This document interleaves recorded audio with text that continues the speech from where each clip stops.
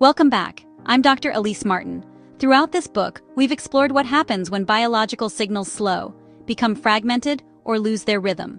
We've examined digestion, peptides, methylation, neurotransmitters, immune tone, circadian timing, and adaptive feedback. By now, one principle should be clear. The body does not regulate itself through force. It regulates itself through rhythm.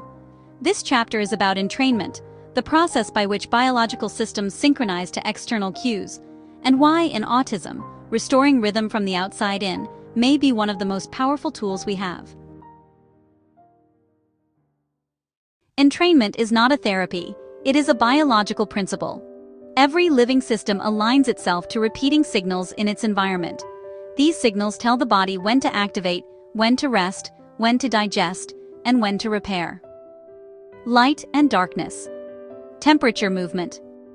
Sound. Feeding patterns. Social interaction. These cues do not merely influence behavior, they set timing inside cells. When timing cues are consistent, internal rhythms stabilize. When they are chaotic, internal rhythms fragment. It's tempting to think that regulation should come entirely from within, but biology has never worked that way. Internal clocks evolved to listen to the environment. They depend on external signals to stay aligned. In autism, where internal signaling margins are narrower and feedback loops are more easily disrupted, the absence of reliable external rhythm leaves the system guessing. Guessing increases stress. Stress increases suppression.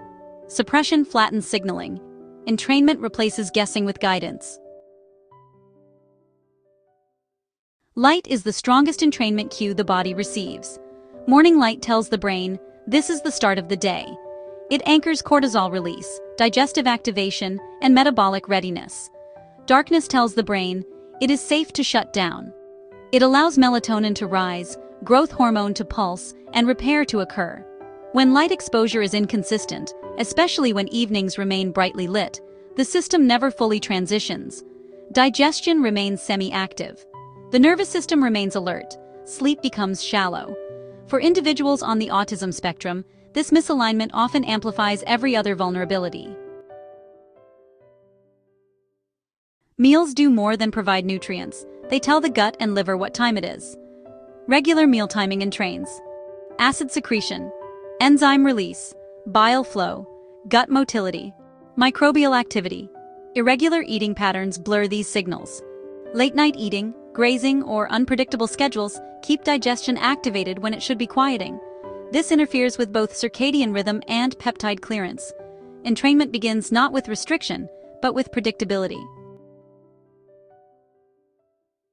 Movement is another powerful entrainment signal. Gentle, rhythmic movement, walking, stretching, rocking, swimming, provides proprioceptive input that calms the nervous system and organizes sensory processing. For individuals with autism, movement often serves as self-generated entrainment. Stimming is not meaningless, it is rhythmic input. When structured movement is available, the system often requires less internal compensation. Sound is not neutral. Slow, predictable sound patterns, humming, singing, steady music, stimulate vagal pathways that connect the gut, heart, lungs, and brain. The vagus nerve is a primary conduit for entrainment. When vagal tone improves, digestion improves. Heart rate variability increases inflammation, decreases emotional regulation, stabilizes. This is why voice, music, and breathwork can produce biochemical effects without adding substances. Routine is often misunderstood as rigidity. In biology, routine is safety. Predictable sequences tell the nervous system that it does not need to remain vigilant. When vigilance drops, digestion resumes. When digestion resumes, signaling improves.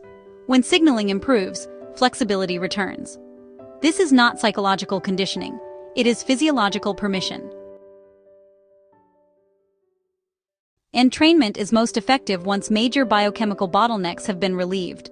If digestion is severely impaired, rhythm alone cannot compensate. If peptide load is overwhelming, timing cues are drowned out. If methylation is fully blocked, metabolic rhythm cannot hold. But once flow begins, even imperfectly, entrainment stabilizes it.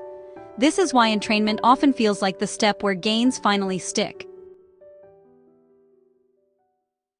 There is an important distinction here. Entrainment does not force the body to behave. It offers consistent information. The body decides what to do with it. This is why entrainment is gentle, why it takes time, why it builds resilience rather than compliance. At first, entrainment reduces volatility. Sleep improves slightly, digestion stabilizes, sensory tolerance widens. Over time, something deeper happens. The system begins to anticipate. Hormones release on time. Energy curves smooth out. Recovery from stress accelerates. This is not symptom suppression. It is systems learning. Entrainment doesn't look dramatic. It doesn't come in a bottle. It doesn't promise immediate transformation. But its effects compound, quietly, persistently, system-wide. In autism, where complexity tempts us to intervene aggressively, entrainment reminds us that sometimes the most powerful intervention is rhythm. This content and other content on this channel is for informational purposes only and should not be considered medical advice, diagnosis, or treatment. Always consult with a healthcare professional before making any changes to your health routines or treatment regimen. I would like to thank you for sticking around through the full episode, and hopefully you found some value. Please share, like, and subscribe for the benefit of everyone in the ASD community. As we close this chapter, I want to leave you with a reframing. Healing does not begin when the body is pushed harder. It begins when the body knows what time it is. Entrainment gives the nervous system orientation. Orientation allows regulation. Regulation allows growth. When rhythm is restored, patiently, consistently, respectfully, the system does not resist. It aligns. And alignment is the foundation upon which everything else can finally rest.